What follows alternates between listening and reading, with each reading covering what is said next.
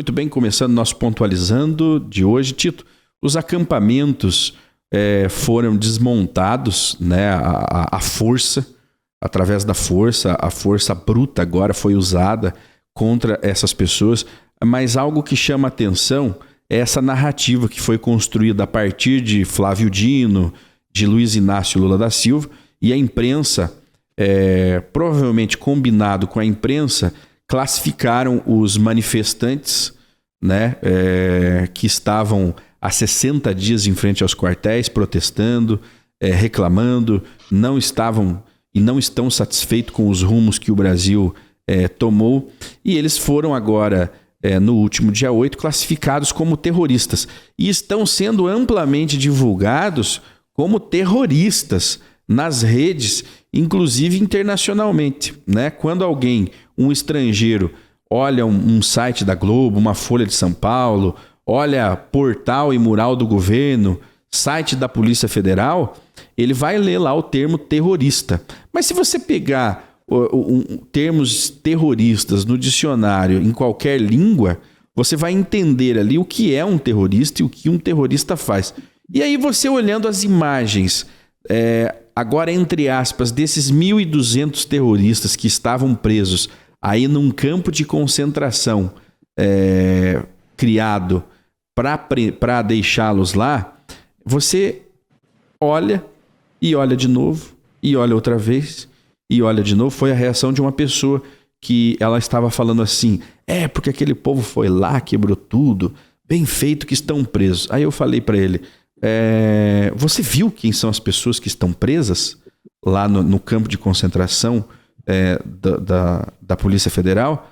Ele falou, não é campo de concentração. Eu falei, sim, olha aqui. Aí eu passei para ele o meu telefone, falei, procura aí no Twitter, não é nem arquivo meu, não é nada de vídeos que me mandaram, são vídeos publicados de jornalistas, enfim, de terror, mostrando as pessoas, os terroristas. Ele começou a olhar e falou, mas não é possível. Não, mas aqui só tem velho, aqui só tem velha, aqui tem criança, mas cadê aqueles que quebraram tudo lá em Brasília?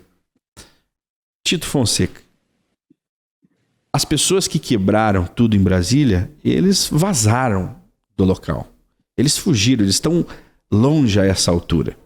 E aqueles que foram presos foram os tios e as tias que não tinham força para correr ou que não tinham para onde correr naquele momento. Ou não esses tinham que malícia, estão... né? Ou não tinham malícia, né, para se esconderem, porque, segundo relatos, eles foram em passeata, entraram, subiram no Palácio do Planalto, né, passearam por lá, inadvertidamente, porque eles não sabiam o que estava lhes aguardando, e voltaram para ficar aguardando o outro dia na frente do QG do Exército. E ali eles foram presos. Agora, Tito, por que essa narrativa de terrorismo? Bom, em primeiro lugar, nós temos que entender que tudo isso foi tremendamente orquestrado pelo próprio governo, né? O Lula tinha conhecimento de tudo um dia antes, e o próprio tal de Flávio Dino, esse que hoje é o ministro da Segurança do Lula, o comunista, também já tinha sido alertado pela própria BIM de que tudo estava armado. Existem vídeos gravados mostrando que quando o pessoal estava chegando dentro do Congresso Nacional, os manifestantes, né, dentro do prédio do Congresso Nacional já existiam uma tropa ali de, vamos dizer assim, black blocs travestidos com as camisas verde e amarela, quebrando dentro do próprio Congresso. Quer dizer, antes dos caras chegarem, eles já estavam vandalizando, e foram eles que quebraram os vidros e chamaram as pessoas para dentro. Isso, já existem vídeos circulando aí nas redes sociais mostrando exatamente isso. E mostram também vídeos mostrando a própria Polícia Federal, certo, quebrando aparelho de som, jogando cadeira no chão, jogando cadeira em vidraça e entrando em conflito com os elementos do Exército. Quer dizer, está mais do que provado de que isso foi uma armadilha, né? E tem vídeos mostrando as pessoas que estavam ali condenando veementemente o vandalismo que estava sendo promovido dentro das coisas e denunciando no ato. Essa atitude, então a gente vê que isso foi com certeza orquestrado por alguém, e juntamente com essa narrativa, com todo o aplumpe, com todo o modus operandi da esquerda, que sempre foi, os nazistas se faziam dessa forma, os comunistas marxistas sempre fazem dessa forma. Isso é useiro e viseiro, e eles estão. E o próprio discurso do Alexandre de Moraes, chamando de terrorista, de pessoas que não se pode dialogar, que são pessoas que não têm civilidade, que não têm... enfim, o discurso do ministro, né, é realmente um discurso terrorista. Porque você vai ver ele tentando justificar tudo o que eles veem. Veja bem, agora, de tudo isso, do Alexandre de Moraes, do Lula, do Dino, dos comunistas, eu esperava de tudo. Agora, eu jamais esperava dos generais parar os ônibus na frente dos quartéis, convidar as pessoas para entrar dentro desses ônibus e entregar lá no campo de concentração da Polícia Federal. Isso eu não imaginava. Isso realmente me deixou perplexo de ver, né, a postura de covardia e foi um ato vil. Pegar, porque aquelas mulheres, aquelas crianças, aqueles velhos, todos que estavam lá presos no campo de concentração do Alexandre de Moraes, foram entregues lá pelo Exército Nacional. Simplesmente inacreditável o ato de covardia cometido pelos generais do Exército Brasileiro. Ô Tito, uma decepção total, né? Desse povo que tinha os generais, o próprio exército como o seu guardião, né? O seu protetor dos fracos e oprimidos, porque o povo não tem a quem recorrer agora, é só a Deus mesmo e a sua própria coragem. Mas eu gostaria, Tito, de analisar com você e com o Shemuel qual é o perfil daquelas pessoas que foram presas nos barracões, que internacionalmente foram chamados de campos de concentração comunistas, né? A Fox News anunciou isso nos Estados Unidos, fez uma reportagem bastante ampla a respeito do perfil das pessoas que estão presas. E se você pegar, porque é o seguinte, hoje em dia não tem mais aquela desculpa de que... Você sabe quem era o terrorista, Shimon? Sabe quem que é o verdadeiro terrorista? O terrorista era o Batiste.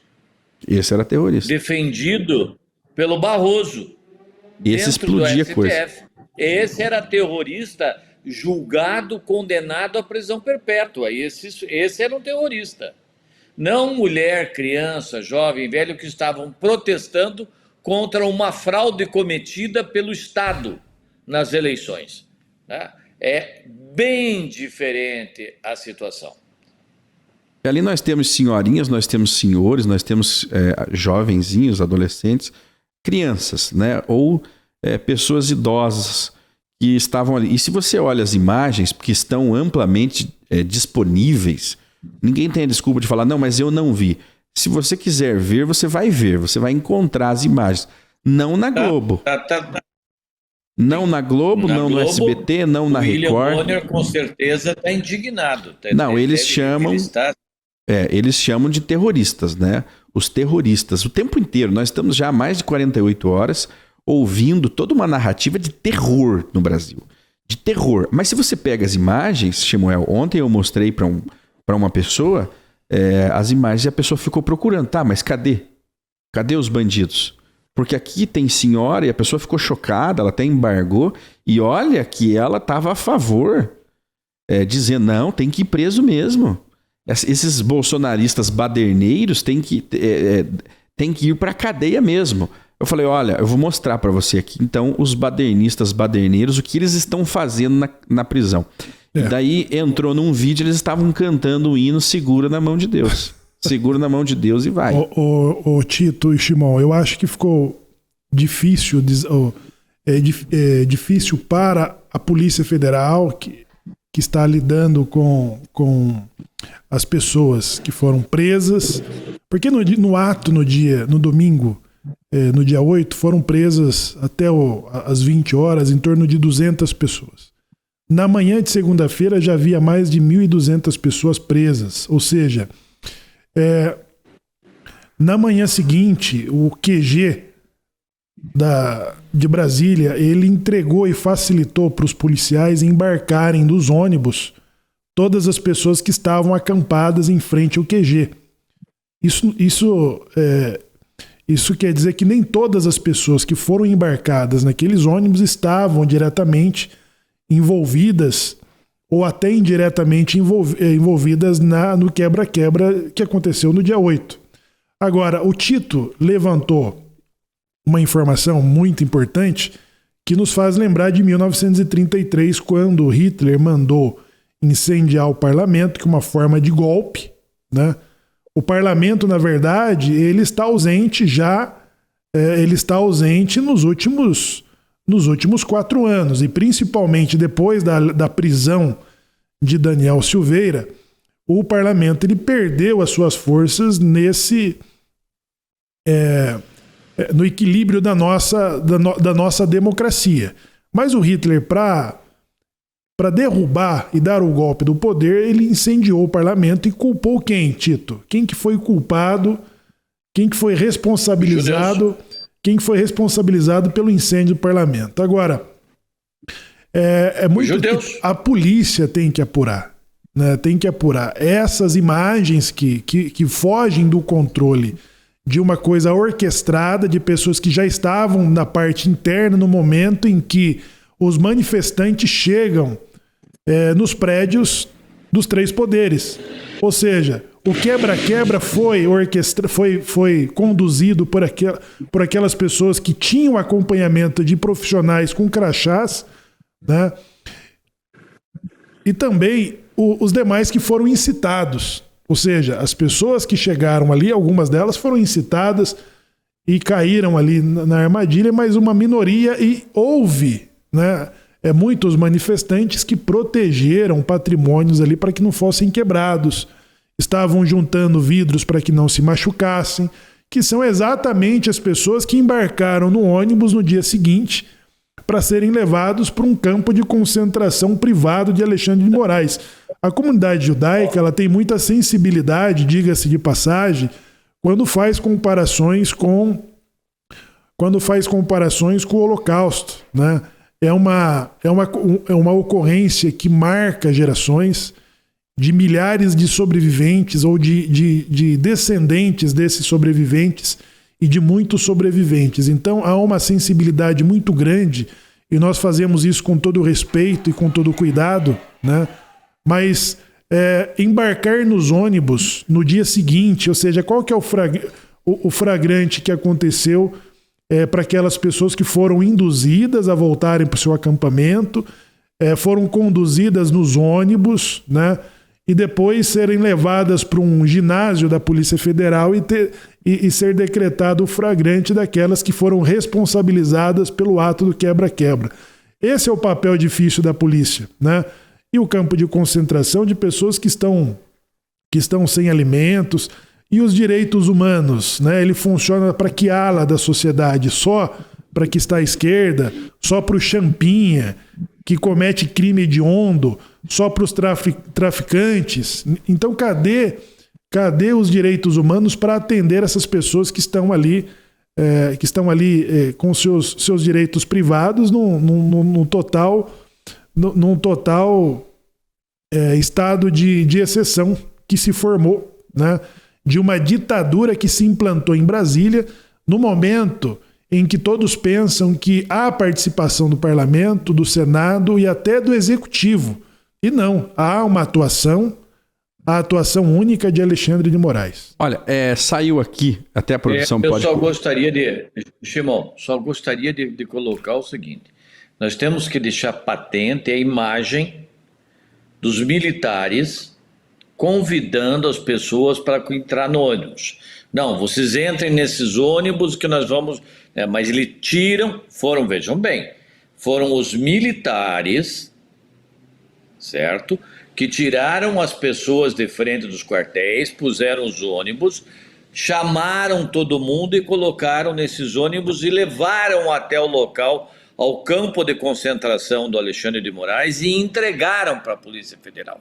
Ô Tito, tem aqui Foi a Polícia Federal que foi trabalhar. Quer dizer, o ato de alta traição, porque aquelas pessoas estavam na frente dos quartéis pedindo o apoio e a proteção dos militares. E o que os militares fizeram?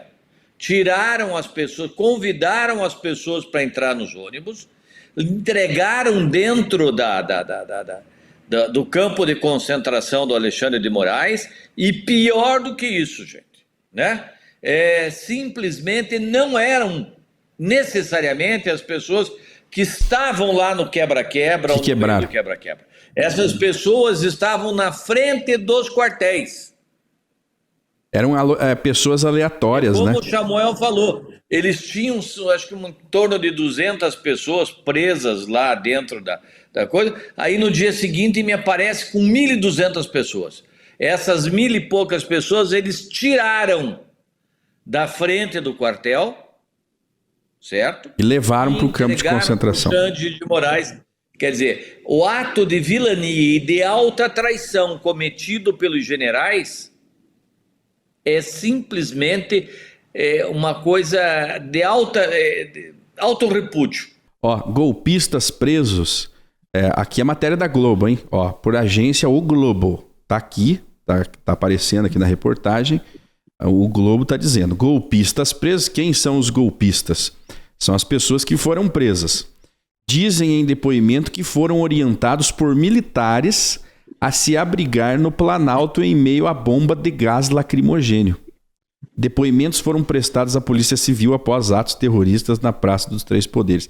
Ou seja, aquelas pessoas que estavam ali, e aí você tem milhares de imagens mostrando o momento em que aquelas pessoas marchavam, né? E nas imagens aparece inclusive o lançamento de bombas de gás lacrimogêneos de um helicóptero. Exatamente. Da Polícia Federal. Helicópteros? Se eu não me engano. 2 helicópteros em cima da multidão jogando. E aquilo ali é ilegal. Dando tiro de bala de borracha. E aquilo ali é ilegal. Nem a polícia pode fazer aquilo, né? Então eles fizeram isso e nesse momento aquele povo foi orientado: se abriguem lá dentro. Por quê? Eles precisavam entrar dentro do Palácio do Planalto, entrar dentro dos prédios públicos, para então configurarem aquele ato de vandalismo e de invasão. Caso contrário, se o povo só rodeasse... Se o povo só rodeasse... Diga. Que é proibido pelo STF de helicóptero da polícia, qualquer tipo de polícia, sim, de sobrevoar as favelas do Rio de Janeiro e combater o crime organizado com o helicóptero. É uma proibição. Aí, contra o povo que está marchando ali, fazendo um protesto, fazendo uma manifestação, nenhum estava armado. O povo não carregava fuzil na mão, metralhadora, revólver, pistola. O povo carregava a bandeira do Brasil. Muito menos bazuca, ou né, uma arma de artilharia antiaérea. Não. Eram senhores e senhoras, senhores e senhorinhas caminhando ali E havia viaturas, né, atropelando as pessoas, atropelando a multidão. Ou seja, olha, Tito, não havia liderança ali. Né? As pessoas estavam chegando para um manifesto que aconteceria no dia 9, ou seja, no dia seguinte ao que ocorreu em Brasília. E não há lideranças, porque as lideranças desses manifestos elas estão sendo caçadas por Alexandre de Moraes. Então elas ficaram ali vulneráveis às circunstâncias dos ataques da polícia via aérea, ao cerco, às viaturas que corriam atropelando as pessoas ali na rampa. E aí alguém grita no meio da multidão: corram para dentro do Palácio do Planalto, se abriguem. Tanto é que tem vídeos depois. Não, já estavam. Tanto é que tem vídeos depois mostrando esse povo sentado dentro do Palácio do Planalto. Eram centenas de pessoas que estavam sentadas lá dentro do Palácio do Planalto ou do Congresso e tal. Estavam lá, sentados esperando, e a polícia em volta ali e tal. Quer dizer, eles foram levados para lá. Mas a narrativa, o que mais assusta é a narrativa, porque nós não podemos deixar que essa narrativa prospere. Ó, você pode ver as pessoas aí, ó. Eu não sei se está indo áudio lá, mas o povo está ali gritando, desesperado, porque mais um passou mal. Né? Tá vendo aí, ó? Aí se você para olhar, depois procura, não precisa ser da nossa fonte, não. Procure na internet. Você vai encontrar muitas imagens de pessoas. Olha os terroristas. Tito, Shemuel, estes são os terroristas. Se você pega terrorismo no Afeganistão e o que eles fazem, procura lá no YouTube. O que um terrorista faz de verdade? Eles fazem o que a Miriam Leitão fazia. Pegava a arma e ia assaltar banco, né? O que a Dilma fazia. Sequestrar embaixadores. Isso é terrorismo. Embaixadores. Isso são atos de terrorismo. Olha as pessoas, senhorinhas, tios, cadeirante, gente deitada no chão. Olha aí. Olha o tiozinho ali, ó. Isso é a Venezuela já. Olha as situações. Então, é a esse povo, e aí é o seguinte, de repente nós vamos até pagar um preço por mostrar isso, né? É esse povo aí que está sendo usado para classificar qualquer opositor, qualquer tipo de oposição no Brasil. Para justificar os atos de vilania. Exatamente. Esse povo, o sofrimento desse povo está sendo usado para justificar a implantação da ditadura no Brasil, onde não será admitido a existência de uma oposição. Ela será varrida do mapa. Isso é um recado que esse movimento resolveu dar para o brasileiro, para a sociedade brasileira. Não se manifestem, não pensem, não ajam. Não vamos tolerar qualquer ato de oposição. Não vamos tolerar. A oposição é o terrorismo. Antes da eleição. E outra coisa, tudo se faz sob a batuta do Lula. Inclusive, até o Alexandre de Moraes agora já está dentro da batuta do Lula. Ô Tito, eu vou... Ele fez antes da eleição, ele fez de acordo com a orientação que vinha do PT. Então, isso tudo hoje nós temos que ter na cabeça. E o único meio para nós agora é fazer a denúncia internacional de tudo isso que está acontecendo, porque o Senado está comprado, né? O Congresso está comprado, a postura daquele vagabundo do presidente do Congresso, do presidente do Senado, acho que pior do que as dele, só o dos generais, com o ato de autotraição. A única coisa o que nós temos que fazer agora é reunirmos em sociedade organismos como os advogados conservadores de direita e não sei mais o que, e denunciarmos ao Tribunal Criminal Internacional de Roma. Porque o Tribunal Internacional de Roma, ele julga o homem que está cometendo o crime. Não é o Estado. O Tribunal Internacional de Haia, ele julga o Estado. O Tribunal Internacional de Roma, ou o Tribunal Penal Internacional, criado pela ONU e do qual o Brasil é signatário, certo? Ele julga os crimes cometidos contra a Constituição pelo homem, certo? E quem é que está cometendo sistematicamente crimes contra a Constituição? Então é isso que nós temos que fazer agora, né? Pressionar os procuradores de justiça para que denunciem esses crimes que estão cometendo no Brasil, fazer a divulgação ao máximo desses vídeos que nós estamos vendo, aonde isso tudo está acontecendo, principalmente imagens como essa do campo de concentração do Alexandre de Moraes, certo? E fazer com que este tribunal se pronuncie. Ô Tito, eu sou inclinado a discordar só de uma parte sua. Eu penso que durante o governo Bolsonaro, os da esquerda temiam por um regime militar implantado pelo Bolsonaro. Uma ditadura militar. Eles não temiam. Deixa eu concluir, veja só. Eles falavam isso. Eles temiam eles temiam que não conseguisse retomar e que isso se tornasse uma ditadura militar liderada pelo Bolsonaro. Os da direita, vendo a possibilidade da volta do PT, temiam pela ditadura do proletariado. Mas o que está acontecendo de fato é que nós estamos em plena ditadura da toga. E eu não penso que o PT ele tem controle sobre Alexandre de Moraes, senão que Alexandre de Moraes, porque nós não falamos mais de STF. Vocês perceberam que o STF desapareceu diante de Alexandre de Moraes? É só ele, né? É só ele. Espera aí. Ô Tito, ele está conduzindo inclusive o PT. O Lula e o Flávio Dino. Não estão percebendo. Uma coisa que vocês não estão percebendo, e o Alexandre de Moraes não é burro, nada disso que ele está fazendo, ele faz sozinho. Tudo está sendo homologado pelo STF. Sim.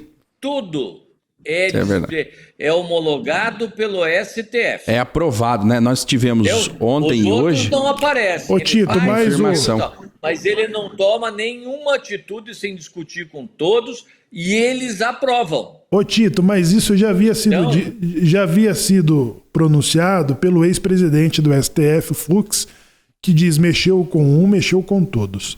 Essa unidade do... Por exemplo, a canetada do Fachin de ressuscitar um criminoso político para pôr no Planalto foi do Fachin, mas foi aprovado na sequência pelo colegiado. Sim, é isso que está acontecendo. O colegiado está assinando as atitudes de que antes foi liderada pelo Toffoli, ele sumiu do cenário, ele está atuando nos bastidores, depois pelo Barroso e pelo Fachin, e agora quem faz essa frente e que continua nessa frente, e frente ampla, que é STF, TSE, é o Alexandre de Moraes. O Alexandre de Moraes tem... tudo que ele decidir é aprovado pelo colegiado do STF. É isso que eu disse. Cadê o STF? Claro. Ele desapareceu diante de Alexandre de Moraes. Ele é provocado pelo Randolph para todas as ações que ele precisa e quer tomar. Ou seja, não importa quantos milhões de pessoas estejam diante da Praça dos Três Poderes. O Alexandre de Moraes não teme 3 ou 12 ou 20 milhões de pessoas que se apresentarem em Brasília ou qualquer outro lugar. Ele não teme porque ele tem um aporte, né, por trás dele. Eles garrotearam. O STF garroteou todos os poderes, garroteou o Senado, garroteou a Câmara e garroteou o Exército Nacional. Infelizmente. Não se esqueçam que desde o começo do governo Bolsonaro existiam os militares generais infiltrados dando sustentação para todos os atos do STF. Como diziam, façam o que nós garantimos. E garantiram mesmo. Agora uma pergunta que eu faço a você, Tito, e ao Shimon. Se essa invasão tivesse acontecido dentro do mandato do Bolsonaro, ainda que fosse nos 2 últimos meses, e ele decretasse intervenção para Brasília seria aprovada pelo STF? Jamais. É inconstitucional, Não, né? claro que não. É inconstitucional. Então vocês Eles teriam entendem feito imediatamente a denúncia. que a Eles estão intervenção... aparelhados. Que a intervenção que está sendo pedida não é há 4 anos, não. A intervenção militar ou a intervenção federal, ela vem sendo clamada desde 2013. E quem vem decidir pela intervenção, quem é que vem decidir pela intervenção? Eu acho Cassando o mandato ou afastando um governador do seu exercício por 90 dias. tem uma... no meio de tudo isso que está acontecendo, lógico, nós estamos fazendo uma leitura dos erros passados ou da história que já passou, que a gente não consegue mais consertar, para tentarmos entendermos o que está acontecendo hoje e o que pode ser feito para equilibrar o jogo amanhã, né? Então a gente faz essa leitura. O que acontece hoje? Tudo isso hoje, é orquestrado. tudo isso está sendo muito bem orquestrado, porque você veja... Vocês lembram do Zé Dirceu? Vocês lembram do Zé Dirceu em uma entrevista Sim. que ele estava dando? Sim. E ele falando do Supremo Tribunal Federal, que ele não entendia por que essa coisa de Supremo, que tinha que ser dissolvido isso, que tinham que remodelar tudo isso. É esse o discurso que fez todo o Supremo se acadelar. Ou seja, nós vamos mexer com vocês. Certo?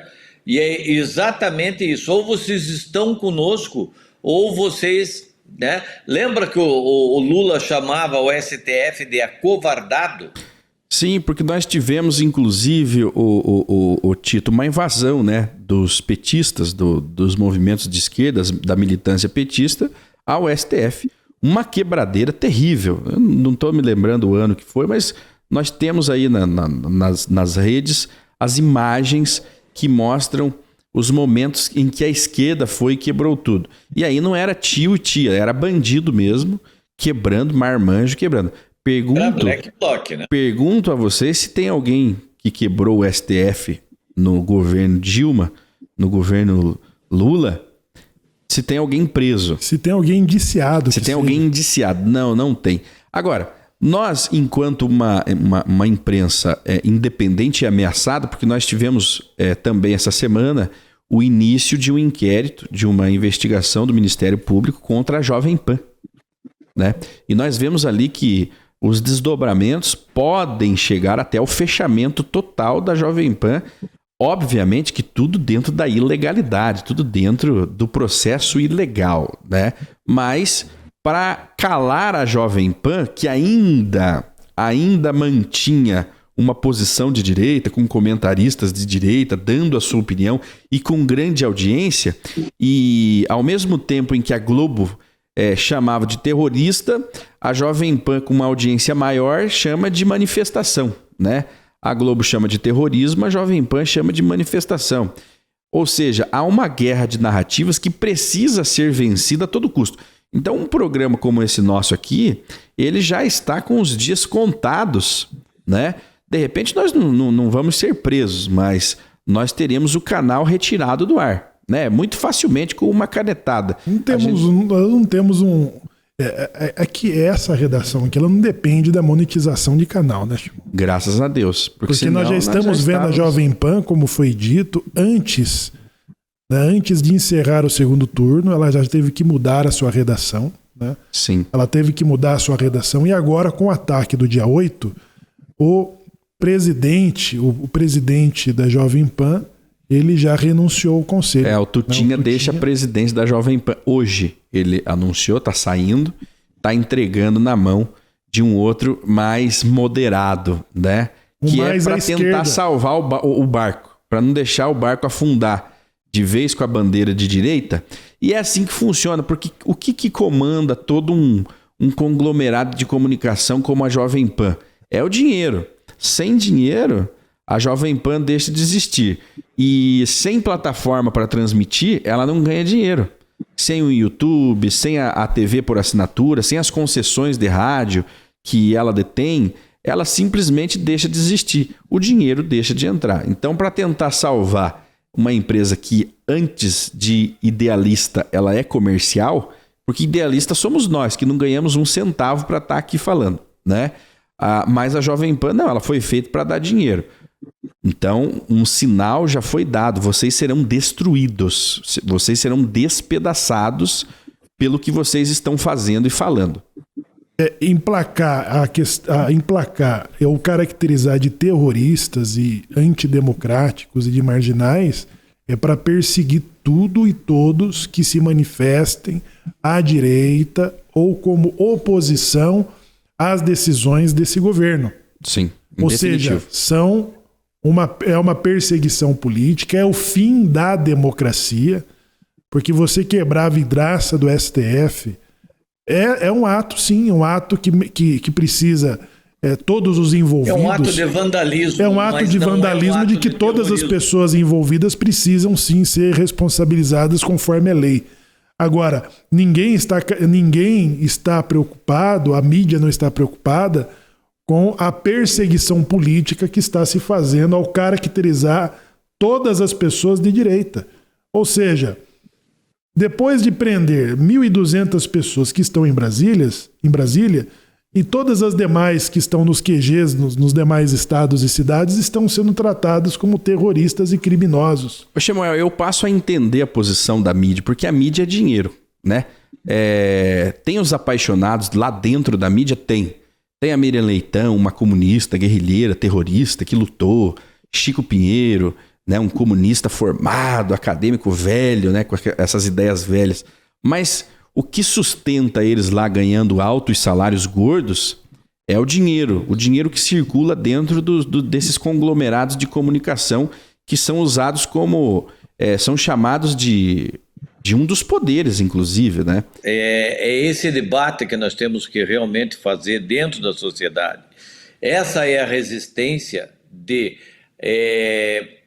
trazer um esclarecimento, um desenvolvimento de consciência do povo brasileiro, que é só a organização social e política de uma direita realmente liberal e unida é que nós vamos conseguir fazer com que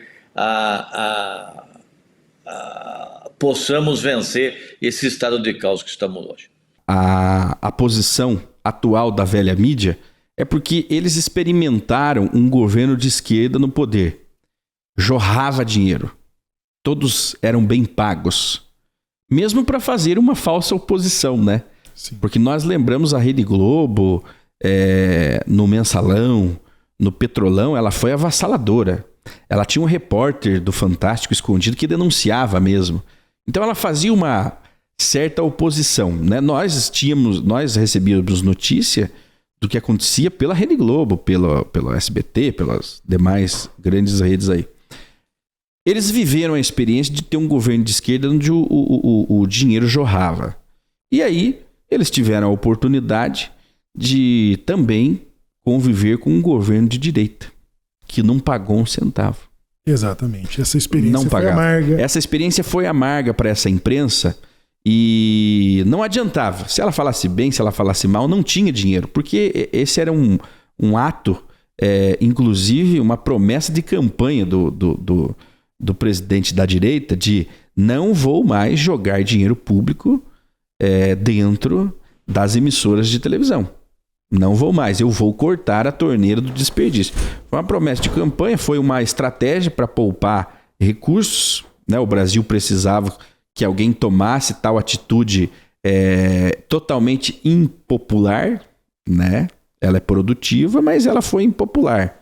E essa mídia, sabendo o que a direita significa no comando, ela voltou-se a clamar por um governo de esquerda novamente. Então hoje pouco importa para a Rede Globo, para Bandeirantes, a dor do povo. E pouco importa também o futuro do Brasil a longo prazo dentro de um regime. O que importa é o hoje, o que importa é os cofres estarem cheios hoje para a diretoria, para os acionistas dessas empresas hoje.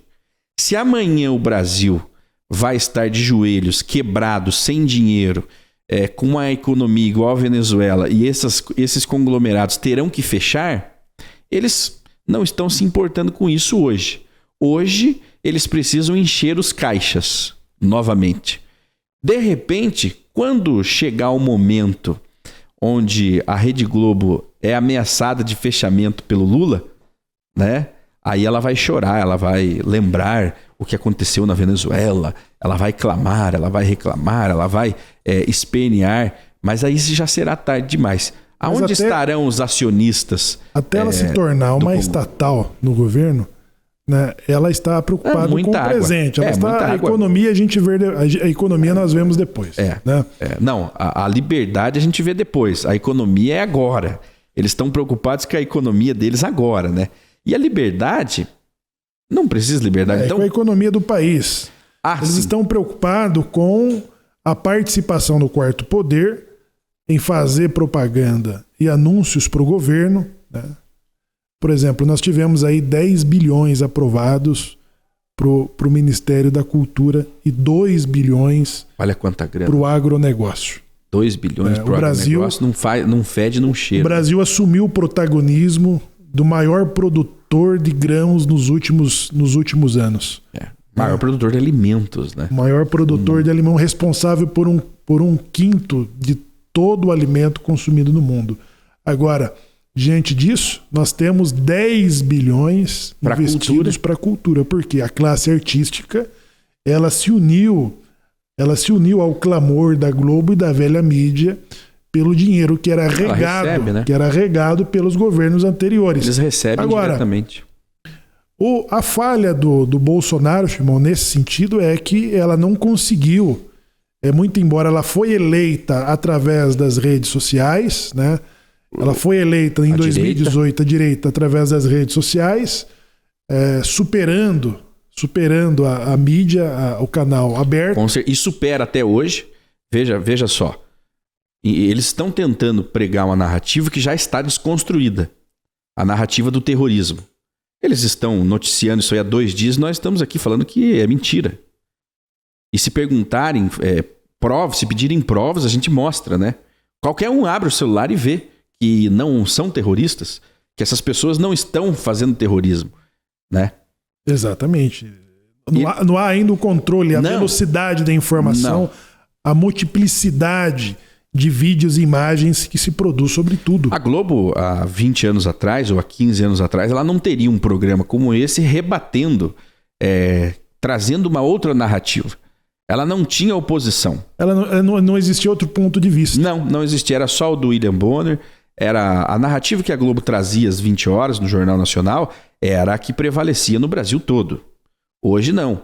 Hoje eles estão fazendo narrativas e nós soltamos aqui com a nossa estrutura, que não chega a ser uma vírgula perto do que é a estrutura da Rede Globo, mas o tiro é do mesmo tamanho de uma reportagem da Rede Globo.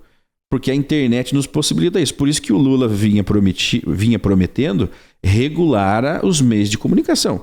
Porque o que nós estamos falando aqui não é crime. É opinião. Mas não é interessante para a esquerda ter esse tipo de oposição, porque é uma oposição de verdade. A AGU, né, que defende a presidência, ela criar uma procuradoria, né, para perseguir informações, né, notícias e informações que seja contra as medidas do governo. Então, se a gente fala que tem tio e tia, né, senhor e senhora lá no campo de concentração, nós já seríamos enquadrados, ainda não está em vigor isso, mas seríamos enquadrados aí numa determinada lei por estar mentindo. E você pode mostrar o vídeo, você pode... como a gente consegue mostrar, mata a cobra e mostra o pau. Então, aí entra a estratégia de derrubar os canais, de proibir você de ter um canal de comunicação. Para que você, de maneira alguma, você promova. A Jovem Pan... Como a Jovem Pan já está na mira, né? A Jovem Pan já está na mira. Inclusive tem a matéria. Eu vou abrir aqui a matéria, só um minuto. Mas a Jovem Pan, ela está sendo investigada. E se você olhar o teor da matéria, que foi escrita pela Folha de São Paulo, aí você vê um certo exagero, mas com um sentido. Qual é o objetivo de iniciar uma ofensiva? E veja que só foi o Lula assumir novo ministro da Justiça, novos procuradores, que foram com tudo para cima da emissora de direita do país. Assim, não esperaram dar um mês. Eles já foram com tudo, já afastaram. Isso na CPI isso na CPI das vacinas, né, que feita pelo Renan Calheiros, né, que ele conseguiu quebrar o sigilo das contas da emissora. Ou seja, essa perseguição política a uma emissora que traz equilíbrio de informação. Nós tínhamos um padrão de notícia por todas as mídias que recebiam dinheiro estatal nas suas redações.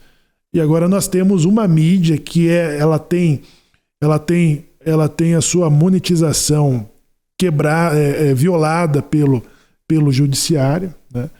E inclusa ela é inclusa em todos os tipos de absurdo, como diz como foi dito no STF, né? É o inquérito do fim do mundo. A Jovem Pan, olha o que diz o teor da reportagem. Depois você procura aí e lê ela com mais calma, com mais tranquilidade, se você se interessar. Mas ela diz assim, olha o começo, ela é apavorante. A Jovem Pan está sendo investigada pelo Ministério Público Federal por defender os atos golpistas praticados por apoiadores de Jair Bolsonaro. Absurdo. No último domingo. A instituição instaurou um inquérito para apurar a má conduta da emissora, que, na visão do Ministério Público, incitou a massa. Olha, a Jovem Pan incitou a massa. Olha só. Por disseminar notícias falsas sobre o ex-governo e contra o presidente Luiz Inácio Lula da Silva. Segundo um documento divulgado pela própria promotoria, serão investigados também os comentários abusivos proferidos pelos funcionários do canal durante a programação. Em um levantamento prévio, o Ministério Público Federal avaliou que a Jovem Pan vem divulgando durante sua programação fake news que atentem contra a ordem institucional. Ontem, ao cobrir as ações terroristas na capital do Brasil, o canal defendeu o vandalismo no Congresso Nacional, prédio do Supremo Tribunal Federal e no Palácio do Planalto. O Ministério Público cita em documento divulgado nesta segunda-feira, nominalmente, o jornalista Alexandre Garcia, que chegou a fazer um comentário errado sobre a Constituição Federal, fazendo com que o público informe de forma equivocada sobre o conjunto de leis que regem o país. Outros funcionários envolvidos com fake news na emissora é Paulo Figueiredo. O Ministério Público considera que ele responsabilizou os próprios funcionários do governo Lula e parlamentares, além de ministros do Supremo Tribunal Federal. Com isso, uma grande crise se instala nos bastidores da Jovem Pan. Na nota, o Ministério Público Federal avisa que enviou ofício determinando a Jovem Pan que forneça em até 15 dias informações detalhadas sobre a sua programação. O Ministério Público também proibiu a emissora de apagar qualquer vídeo do YouTube ou mesmo tornar a visualização retida ao YouTube e por aí vai. Mas tem uma outra aqui mais pesada. Deixa eu comentar enquanto você acha isso, essa outra informação, Shimon. Veja que o Paulo Figueiredo, né, é um comentarista da emissora Jovem Pan. Ele, no seu comentário, um jornalismo de opinião. Mas depois que você tem deputados presos por crime de falar, em que ele tem a prerrogativa como representante do povo, vamos comentar sobre o Paulo Figueiredo como correspondente, como jornalista de opinião dessa emissora que diz, né, sobre a responsabilidade do governo federal, sobre o que aconteceu no dia 8, a responsabilidade do STF e a responsabilidade do Ministério da Justiça de Flávio Dino. Nós não tivemos aí o comentário, nós não tivemos aí a fala do ex-ministro do STF, o Melo, dizendo que isso é responsabilidade não do Bolsonaro e sim do STF, quando ele ressuscita um criminoso político para pôr novamente no poder. É isso que disse um ex-ministro do STF. Agora, quando a ABIN diz que o governo já havia sido informado sobre o que ocorreria, tanto o Ministério da Justiça, o governo de Brasília, como o governo de Brasília e também o Palácio do Planalto, todos eles são responsáveis. Agora, a Folha de São Paulo, concorrente da Jovem Pan, né, ela endossa criminosamente, sem imaginar de que ela também pode se tornar alvo dessa perseguição política, né? Dessa quebra. Isso que é quebra da democracia, quando você elimina uma parte, a oposição, o pensamento, o livre pensamento, a livre opinião e principalmente um canal correspondente Shemuel, que representa uma classe representativa dessa sociedade. porque quando os socialistas comunistas acabarem com a oposição, né, quando a oposição não fala mais, não tem mais meios de comunicação de direita, não existe mais nada de oposição para ser falado, porque daí você está vivendo uma ditadura, não há mais do que ser falado. A Folha de São Paulo, a Globo, vão falar do quê? Vão falar de quem? Porque eles precisam falar. Eles precisam noticiar, precisam... Eles vão falar dos opositores do governo, Shimon. Eles vão começar a falar do governo. Quando não existe mais oposição, que todo mundo morreu, eles vão começar a falar do governo, porque foi o que aconteceu na Venezuela, Shimon.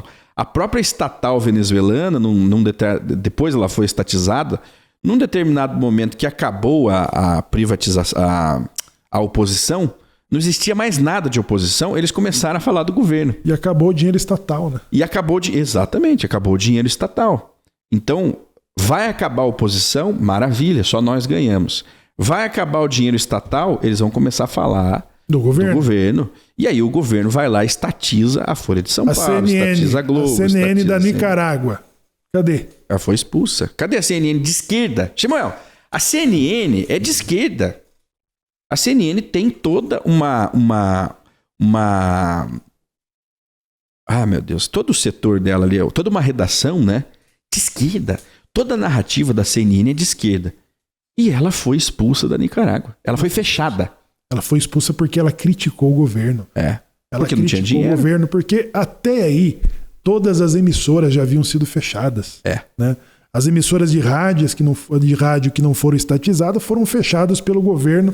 E a partir do momento em que a CNN passa a ser uma voz crítica a esse avanço ditatorial do governo, então ela é expulsa, eliminada, como pode acontecer com a Folha de São Paulo. Porque hoje a Globo ela tem toda a sua narrativa a favor do governo atual, né? Ela tem, porque ela ainda tem liberdade, por exemplo, para Miriam Leitão levantar e falar: olha, eu me sinto desconfortável com as ações do Fernando Haddad na economia. Algo precisa ser revisto, não é possível. Hoje ela pode fazer isso. Mas daqui a 4 anos... Não mais. Não mais. Ela não poderá nem questionar as medidas que o Ministério da Fazenda, da Economia, tomou. Ela não pode nem ser mais uma comentarista econômica. Não poderão existir mais os críticos, né? Porque o jornalismo ele é crítico, ele é investigativo. E ele não é impossível existir jornalismo sem liberdade, né? Se existe liberdade, existe jornalismo. E se existe jornalismo, vai existir liberdade. Quando um ou outro não existe mais, a liberdade deixou de existir. Como que jornalistas como a Miriam, eles vão virar atores, atrizes, entende? Porque vai acabar. Esse ofício está com os dias contados no Brasil. A imprensa se nós continuarmos nesse ritmo. A imprensa de esquerda está perdendo a oportunidade de blindar a proteção, a liberdade de imprensa que está sendo cerceada e ameaçada nesse momento sombrio da nossa história do Brasil. Shemuel, nós vemos atrizes, atores, jornalistas rindo, fazendo piadas e comemorando o que está acontecendo com a Jovem Pan e o que já aconteceu com outros grupos de comunicação de direita. Sem a direita não há equilíbrio. Como sem a esquerda também não há um equilíbrio, né? Depois da reunião dos governadores, o Lula baixou o tom. Né? Baixou, ele falou baixou ali. O tom que os eleitores de Bolsonaro não é isso, não são terroristas. Samuel, isso é um sinal para nós. Quando o Lula baixa o tom, depois de um momento de grande demonstração de poder, força e estratégia, ele não consegue segurar ainda o Congresso que está chegando aí. Nem o Congresso, nem o Senado. Eles ainda não têm... Nós às vezes falamos, né, com um pouco até de frustração, esse Congresso já foi comprado. Esses deputados já foram comprados. Quando há um retrocesso numa fala, o significado é muito maior do que aquilo ali que ele disse tão somente na televisão, né? Isso reflete todo um universo à volta daquilo ali. Vai caindo a ficha, porque cada governador de cada um dos estados, né, eles têm a comunicação e o controle sobre cada um dos deputados que tem assento em Brasília. Exatamente. Então, quando o governo Planalto tem problema com o estado, toda a representação do estado se volta contra o Planalto. De direita e de esquerda, inclusive. Nós lembramos, né, a crise que se instalou no período do governo Fernando Henrique de Minas, do Itamar Franco. Foi uma crise política. Porque aí é o seguinte, Samuel, você mexeu no estado, você mexeu no voto do camarada. Você mexeu no voto, no poder de governabilidade do Planalto. Se Santa Catarina, Rio Grande do Sul não vai acontecer, mas Santa Catarina, São Paulo, Mato Grosso e mais um outro estado aí firmarem o pé junto ao Palácio do Planalto, né? De não arredamos o pé, aqui quem manda somos nós, já é um poder suficiente, né? O número de deputados, de gente que começa a perder voto, porque daí uma guerra com o Estado e do Estado com a União, ela é terrível e ceifa muitos votos. Aí há sim, né? Isso aí que o Lula fez. Saiu com um discurso brando. Existem bolsonaristas honestos, olha só, né? Existem bolsonaristas honestos que não fizeram, que não quebraram, mas aqueles que quebraram têm que ser punidos. Mas paz, não sei. O bolsonarismo que perdeu no executivo ganhou no Congresso. Ele ganha no Congresso. Então, o Lula ele baixou o tom, né? Depois, eu não sei o que houve dessa reunião em que depois dessa reunião ele baixa o tom exatamente com a parte do país, né, que não aprova. Acontece, Samuel, que quando o Lula tá só com a turma dele, ele é o Deus. Ele é o pai. Ele é aquele que manda.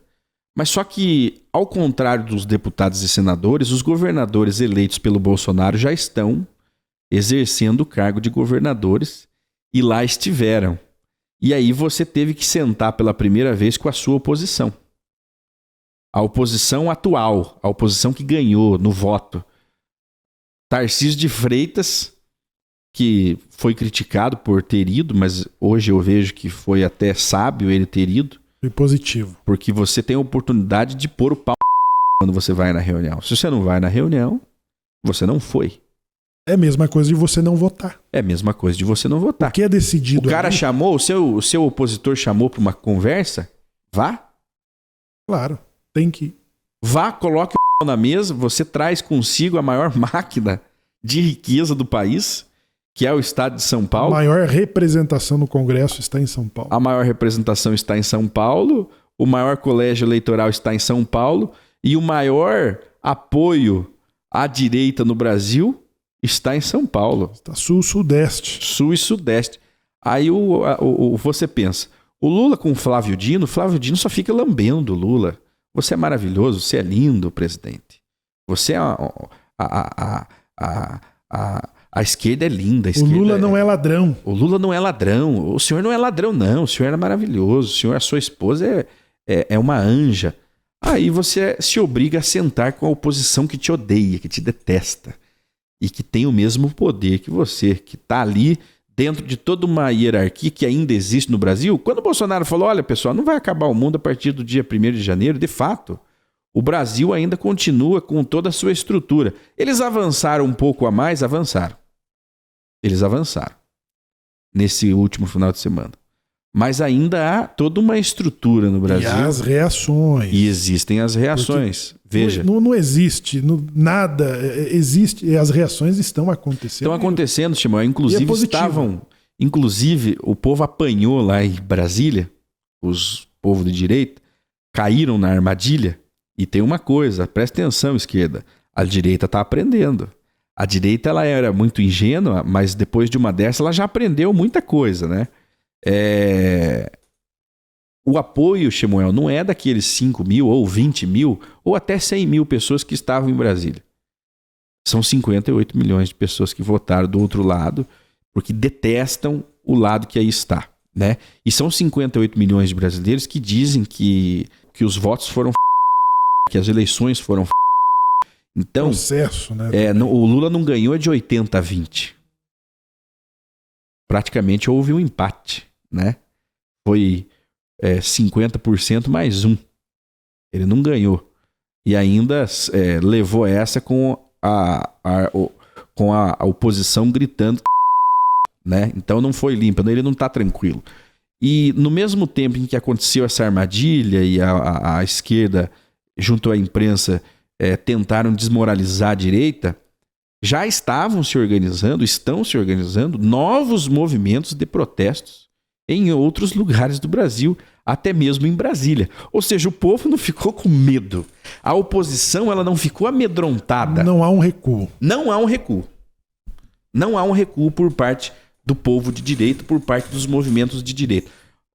E esse sentimento, Shemuel, de tristeza, esse sentimento de eles já dominaram tudo, isso é ruim para a direita porque desmotiva as pessoas a pensarem em soluções, a pensarem em argumentos, a pensarem em estratégias para lidarem com o Lula na presidência da República. Porque eu vou dizer para você, bem trabalhadinho, a direita faz impeachment do Lula nos primeiros 6 meses de governo. Bem trabalhado, bem orquestradinho faz. É que esse Congresso ele já alterou, né, as regras do impeachment. Porque o Lula também tem a sua bagagem de experiência política. Ele tem. Né? Então esse Congresso, inclusive dos deputados e senadores que não foram renovados para a próxima legislatura, eles receberam ali para aprovarem as medidas para prevenção. Porque o próprio PT, ele entra com o pé atrás, tendo na garupa Geraldo Alckmin, que participou do golpe, né, do que ele chama do golpe da Dilma. E Geraldo Alckmin, que não é um radical, né? Então, ele é um moderado.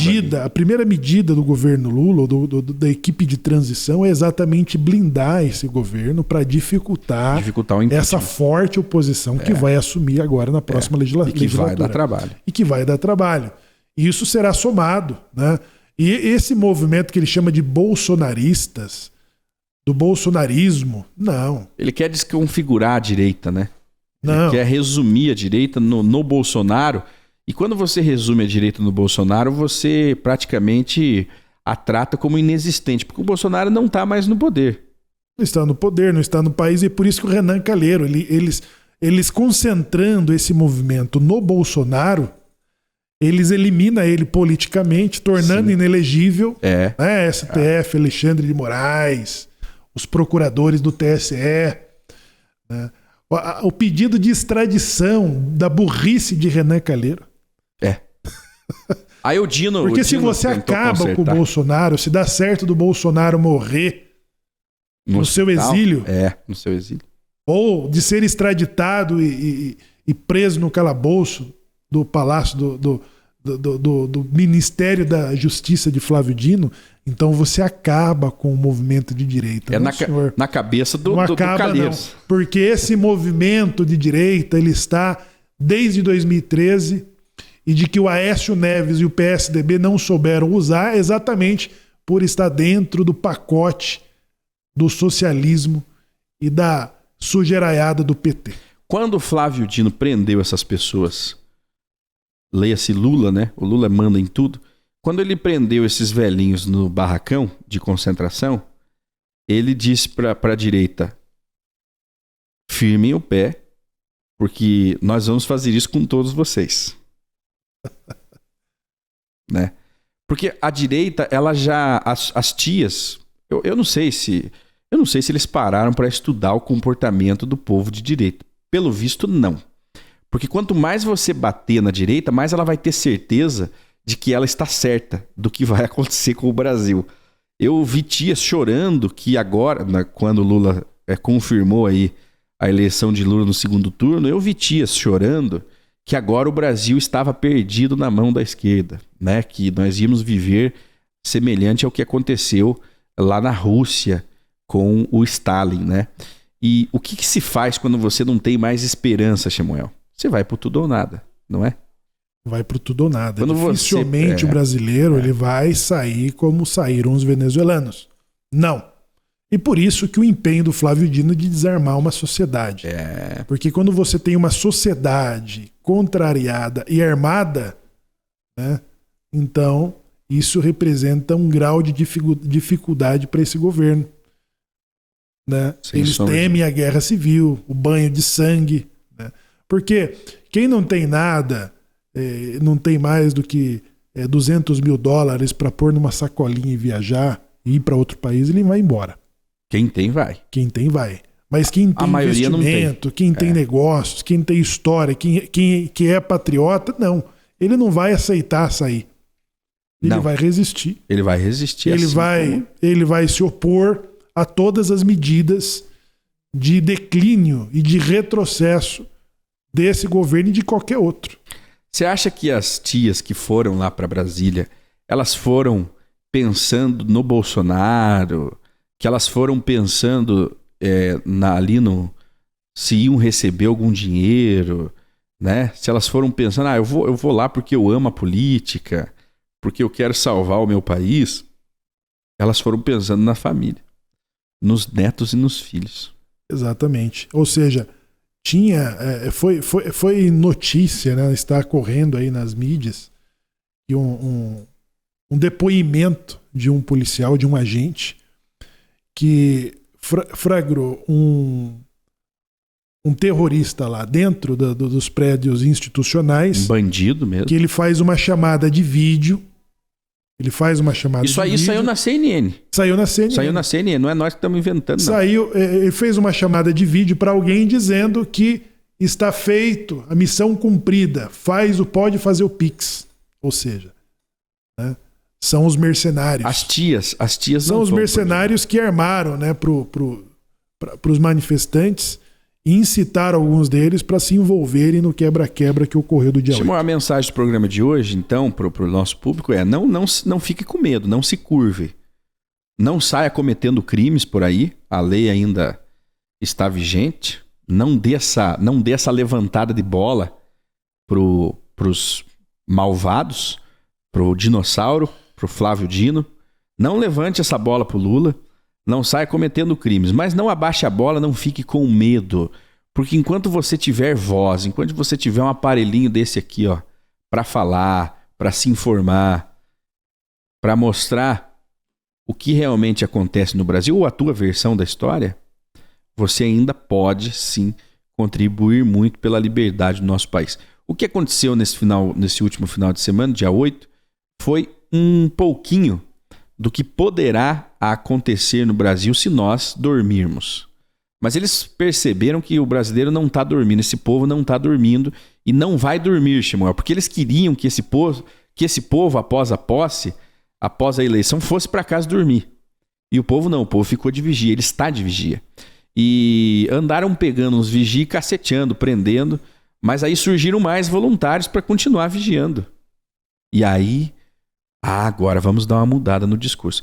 E falando mais em mercenário para encerrar, o Lula sancionou a lei que reajusta os salários dos ministros do STF e de outras autoridades, inclusive de deputados e senadores. E aí, por consequência, de servidores públicos federais. Parabéns. Né? Voltamos à normalidade. Daí, gente, é isso. Como aí. Como diz o Pacheco, os três poderes nunca esteve tão unidos. Faz o L.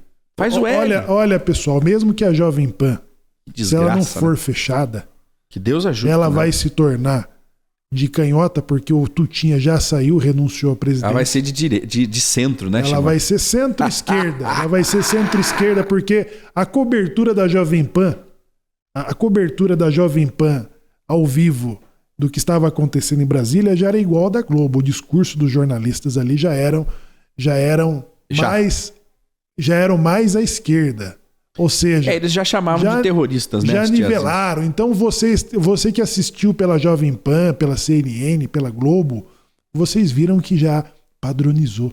Né? Os âncoras, né, Chimão? Eu quero fazer justiça aos comentaristas, né? Os comentaristas estavam engessados. Eles estão sendo afastados. Estavam engessados. Nós tivemos ali aquele novo comentarista. Acho que o último moicano ali, o Alexandre Garcia, ele deu a última palavra que acabou de vez com a Jovem Pan, né? A Jovem Pan de direita. Fez o Tutinha desembarcar. O Alexandre Garcia fez o Tutinha desembarcar. E daí tem um outro lá também que eu acho que ele foi chamado a atenção no primeiro bloco, depois ele voltou já mais. Agora os âncoras, um âncora lá, um babaca, ele tava aos terroristas, do isso, aquilo. Terroristas sim, aqueles bandidos de esquerda que estavam lá dentro, quebrando tudo. Mas o tio e a tia do Zap que estavam se manifestando, esses não são terroristas e essa narrativa não vai prosperar no que depender de mim e de você. Basta que você pegue esse conteúdo, compartilhe e não permita que essa narrativa prospere. Se uma pessoa desinformada, não de esquerda, o de esquerda ele é um debilóide, mas se você pega alguém desinformado, tenha o trabalho de pegar o teu telefone e mostrar para ele o perfil, quem são as pessoas que estão presas nos campos de concentração do PT. Mostre. Não precisa você falar mais nada, só mostre. Olha, eu quero mostrar para você, eu tenho aqui imagens dos terroristas que ameaçam a democracia brasileira. Eu vou mostrar aqui para você, eu tenho essa imagem, eu recebi, e você mostre esse povo que está aí dentro. É o que basta para a pessoa que está desinformada pensar. O grande desafio é você fazer as pessoas pararem para pensar, porque ficar brigando e discursando na internet é fácil. Você chama um de filha da puta, o outro vai te chamar disso e daquilo e pronto, tá feita a discussão. Agora, você fazer alguém pensar, esse é o maior desafio. E o Lula sanciona a lei que aumenta o salário deles, Samuel. Olha que paga, né? O Alexandre de Moraes ferra o povo brasileiro, os deputados e senadores não trabalham, e recebem aumento salarial. É mole ou que é mais? Faz o L que passa.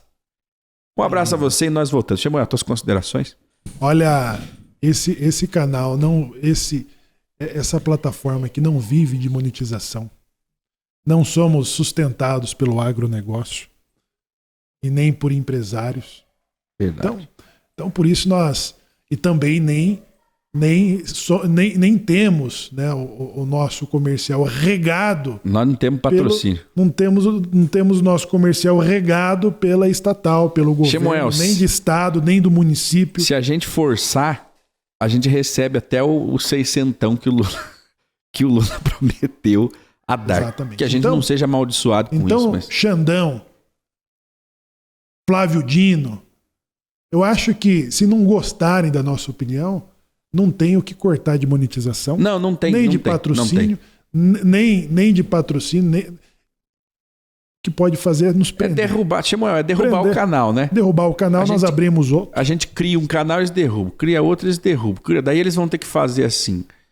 Num determinado momento, eles vão ter que estabelecer multa para cada vez que a gente abrir um novo canal, como aconteceu com a Zambelli, né? A Zambelli e alguns deputados... porque eles derrubavam, eles criavam outros e imediatamente milhares de seguidores, né? Aí o Xandão espertamente multa. Se você abrir um novo canal e falar de novo na internet, é multa de R$100 mil o minuto que você passou no ar. É mais ou menos por aí, né? É a jogada. Tá acontecendo coisas gravíssimas, terríveis no Brasil, mas a gente não pode afrouxar o garrão, né? Nós estamos aí para levar Tem a um informação. Pix pro contribuinte, pro internauta também ajudar, né, Chimó? Tem sim, nós vamos deixar aqui na descrição do vídeo que você pode ajudar. Um Pix para você ajudar a nossa produção, a nossa redação, que não é canhota. Não é. Né? E não vive de dinheiro público, nem do agronegócio e nem da monetização, viu, Xandão? Um abraço.